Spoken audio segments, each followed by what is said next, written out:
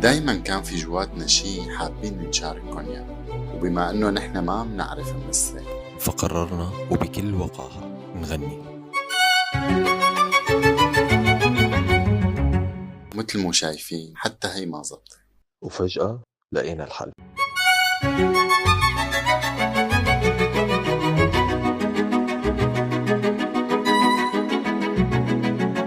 بس صاحبنا لما سمع الكلمات قام شم على خيط.